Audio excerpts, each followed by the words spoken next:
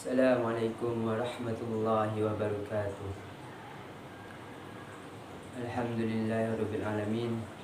Segala puji bagi Allah Subhanahu wa taala yang telah memberikan rahmat dan hidayahnya kepada kita semua, sehingga kita dapat melaksanakan solat, melaksanakan ibadah kepada Allah Subhanahu wa taala dengan khusyuk walaupun di masa-masa pandemi Covid-19 ini.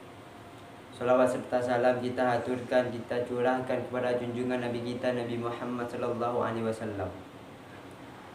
Berkat beliau kita dapat merasakan nikmat Islam, nikmat iman hingga saat ini.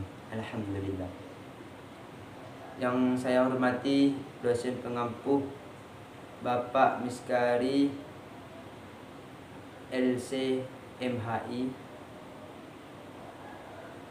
Semoga beliau dirahmati oleh Allah Subhanahu wa taala dan semoga beliau dikaruniai anak yang soleh dan yang soleha oleh Allah Subhanahu wa taala. Amin amin ya rabbal alamin. Baik, di sini saya akan menjelaskan pengetahuan saya sedikit tentang lafaz am dan dalalahnya. Bismillahirrahmanirrahim. Lafaz am ini di dalam ilmu usul fiqh mempunyai kedudukan tersendiri, yaitu dalam artian independen.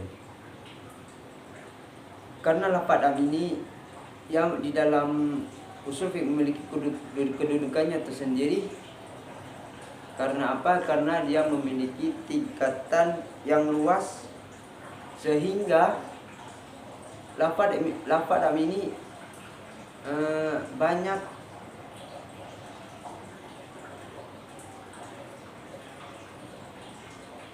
menjadi di ajang perdebatan oleh pendapat para ulama dalam penetapan hukum.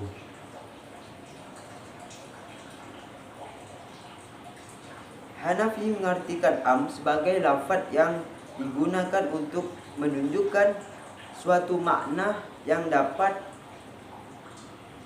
terwujud pada satuan-satuan yang banyak dengan jumlah yang tidak terbatas.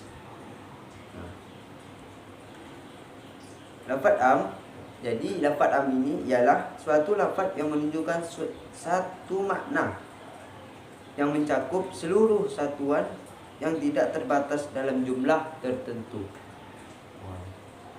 Tapi di sini di dalam menurut ulama Hanafiyah,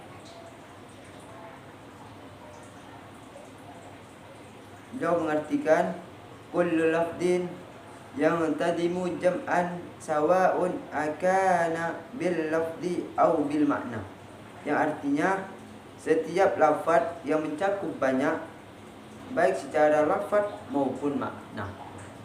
Jadi setiap lafaz itu yang mencakup banyak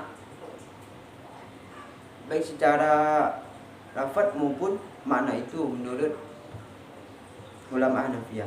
Adapun menurut ulama Syafi'iyah, yang diantaranya oleh Imam Al-Ghazali,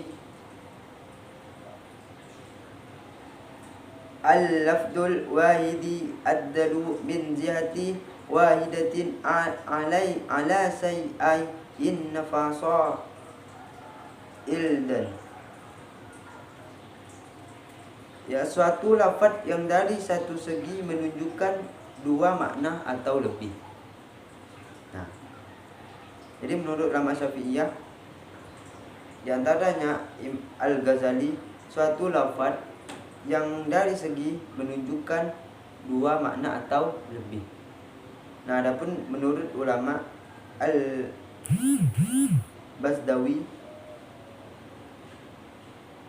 lafdul mustarraki zami uma yaslihu lahu biwad'i wahidin, artinya lafaz yang mencakup semua yang cocok untuk lafaz tersebut dengan satu makna.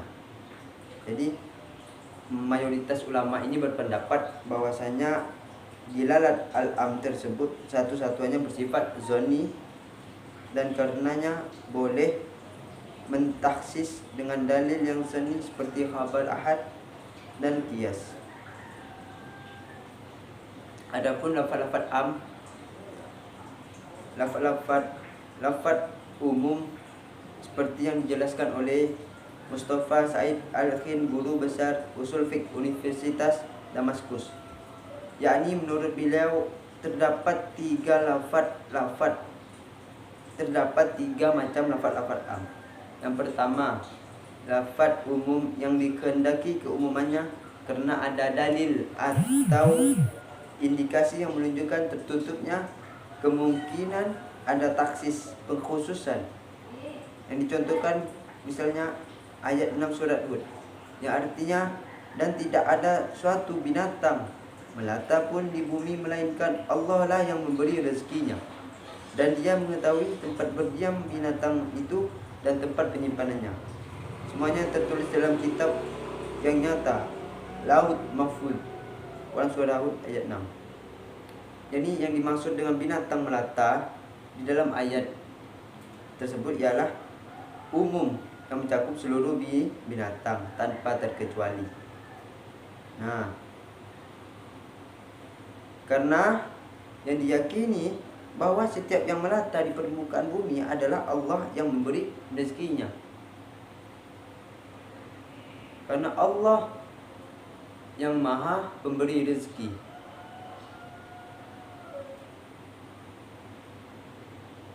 Dan yang kedua, lafaz umum padahal yang dimaksud adalah makna khusus karena ada indikasi menunjukkan makna seperti itu.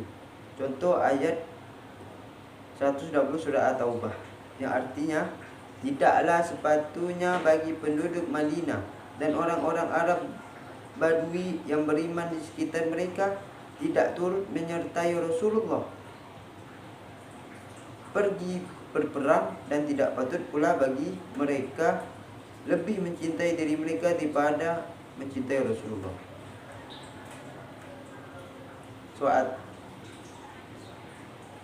Surah Taubah ayat 120.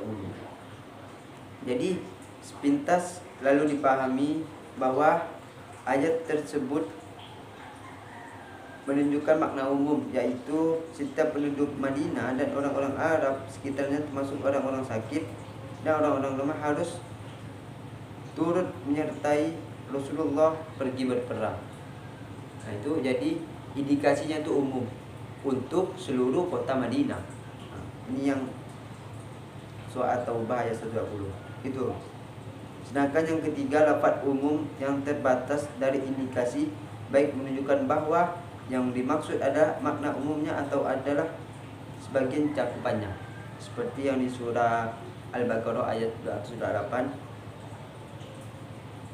yang artinya dan wanita-wanita yang ditalak hendaklah menahan diri menunggu 3 kali kuruk.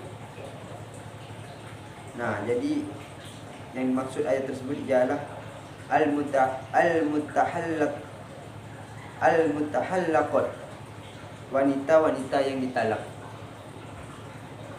terbebas dari indikasi yang menunjukkan bahwa yang dimaksud adalah makna umumnya itu sebagai cakupannya.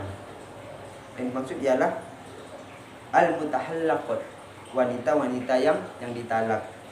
Nah, sedangkan yang hendaklah menahan diri menunggu 3 kali kuruk itu kan itu untuk semua wanita. Itu umum, tapi mencakup cakupannya, yang mencakup itu maksudnya ketujuhnya itu ke siapa? Ya, ini ketujuhnya itu kepada al-mutalaqqat, wanita-wanita yang ditalak.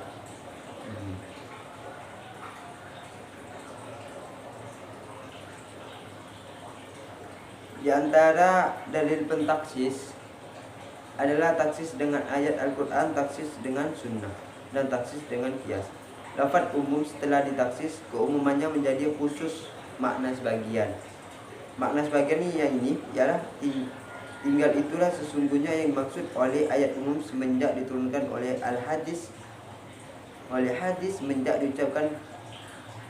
Para ulama usul fiqh sepakat bahwa ayat-ayat Al-Quran dan hadis Mutawatir, hadis yang diriwayat sekelompok orang banyak yang tidak mungkin berbohong, dapat mentaksis ayat-ayat umum dalam Al-Quran. Menurut Abu Hanifah, penunjuk lafaz umum kepada seluruh satuan yang dicakupkan adalah pasti. Jadi menurut Abu Hanifah ini, semua lafaz umum, lafaz am ini kepada seluruh satuan yang dicakupkan itu adalah pasti atau qat'i. Keqat'iyannya berlaku selama belum terbukti pernah ditaksis oleh dalil yang sama bobotnya, seperti oleh ayat Al-Quran, hadis mutawatir atau hadis masyhur. Nah, berdasarkan hal tersebut, jumhur ulama usul fiqh berpendapat lafaz umum atau lafaz am dalam Al-Quran dapat ditaksis oleh hadis ahad. Mereka beralasan antara lain dengan merujuk kepada kesepakatan para sahabat untuk mentaksis ayat-ayat Al-Quran dengan hadis ahad. Contohnya ayat 23 dan 24 surah An-Nas.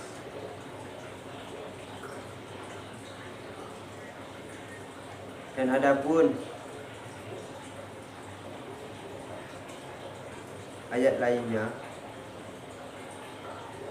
bahkan di keumumannya ayat tersebut pun oleh para sahabat telah ditaksis dengan hadis riwayat Bukhari, yang artinya dari Abu Hurairah berkata, Rasulullah SAW melarang untuk menikahi memandu wanita bersama bibinya dan tidak boleh pula bersama tantenya.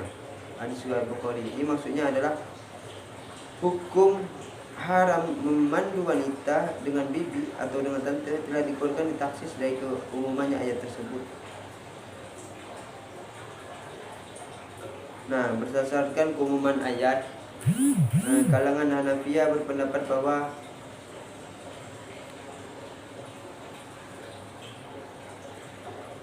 bahwa yang dimaksud lafaz lam ini adalah lafaz umum tetapi mencakup kesatuan ayat. Maksudnya mencakup kesatuan lafaz. Nah, adapun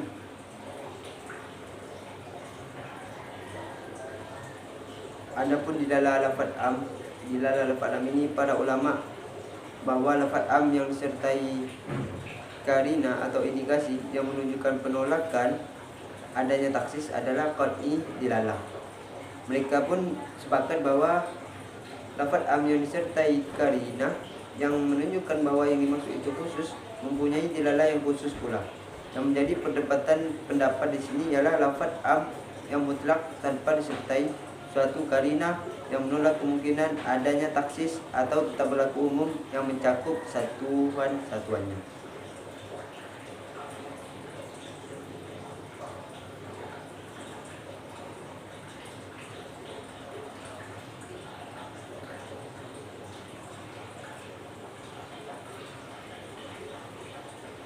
Menurut jumhur ulama, hal tersebut bisa dikatakan ta'arud sebab lafaz khas di sini sebagai penjelasan terhadap am, seperti nisab zakat hasil bumi. Menurut jumhur ulama ini, nisab zakat hasil bumi adalah 5 awsaq.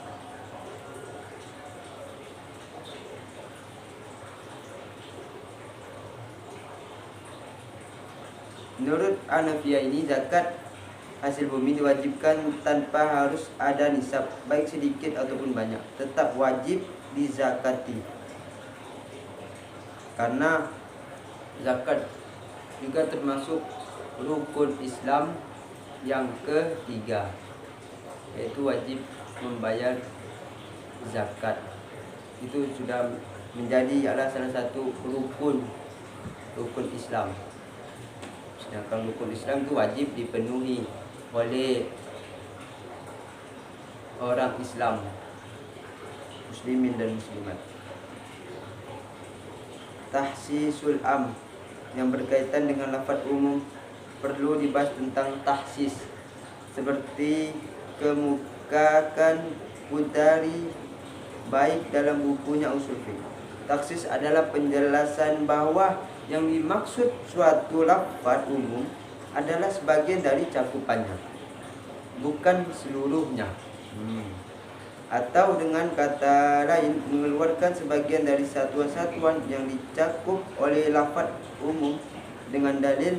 Di antara dalil-dalil pentaksis adalah taksis dengan ayat-ayat Al-Quran, taksis dengan as-sunnah, dan taksis dengan qiyas.